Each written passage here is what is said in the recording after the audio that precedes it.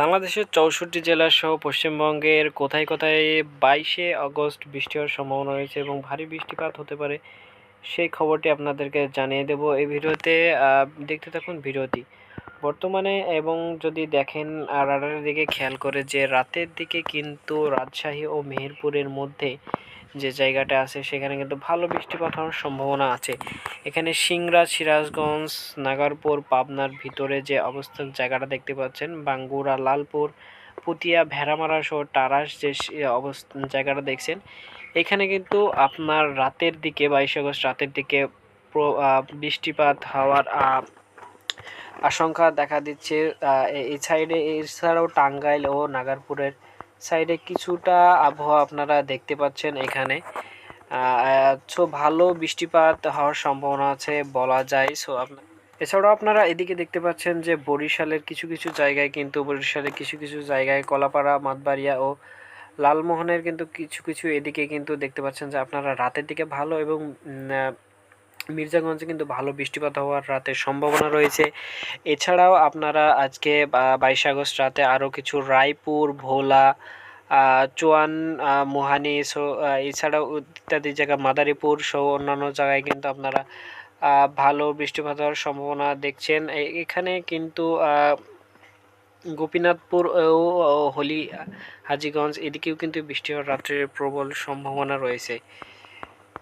এছাড়াও এদিকে আপনারা যদি দেখেন যে মেহেরপুর কিংবা ফরিদপুর, ঢাকা এদিকে রাত্রে কিছুটা সময় আপনারা দেখতে পাচ্ছেন যে আবহাওয়া পরিষ্কার থাকবে ওয়েদার। এছাড়াও সিরাজগঞ্জে কিন্তু রাত্রে 10টার দিকে ভালোই বৃষ্টিপাত হওয়ার সম্ভাবনা আছে। আশা করা যায় 12 ঘন্টার মধ্যে বৃষ্টিপাত হওয়ার সম্ভাবনা রয়েছে এবং রাতে কিছুটা বাংলাদেশে আকাশ পরিষ্কারই ধরা যায়। এছাড়া কিন্তু পশ্চিমবঙ্গের দিকে দেখলে এদিকে কিন্তু উত্তরের সেভেন সিস্টার ভিতরে শিলচর ও হালফলং ও কেলমেরিট, শিংলংয়ের দিকে কিন্তু ভালোই প্রবল বৃষ্টিপাত হওয়ার সম্ভাবনা রয়েছে। দেখতে পাচ্ছেন যে এখানে 30 মিলিমিটারের উপরে থান্ডারস্টর্ম হওয়ার সম্ভাবনা রয়েছে।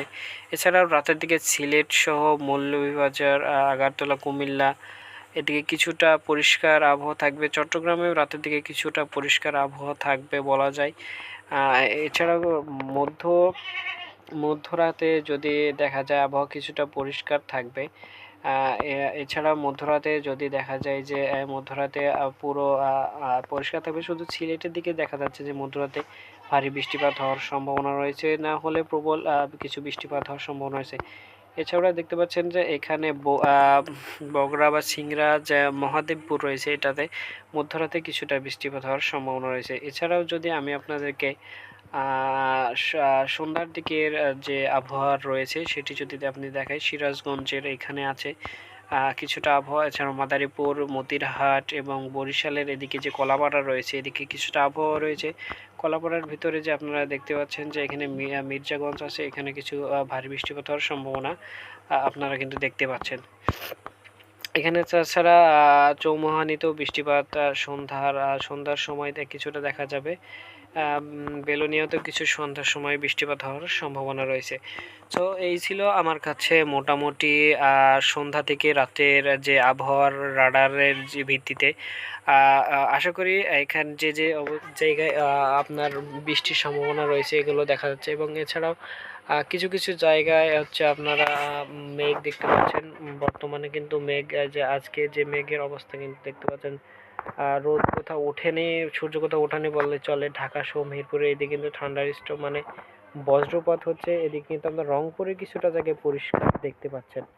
সো আজকে সারা দেশে কিন্তু মেঘ বর্তমানে বিরাজমান করছে। দুপুর থেকে 22 আগস্ট দুপুর থেকে মোটামুটি রাত পর্যন্ত ভালোই সব দিকে মেঘ দেখা যাচ্ছে বলা যায় আর কি। তো এই ছিল 22 আগস্ট আমার কাছে হচ্ছে সর্বশেষ আবহাওয়ার খবর। কে কোথা থেকে কোন জেলা থেকে দেখছেন অবশ্যই কমেন্টে জানাবেন।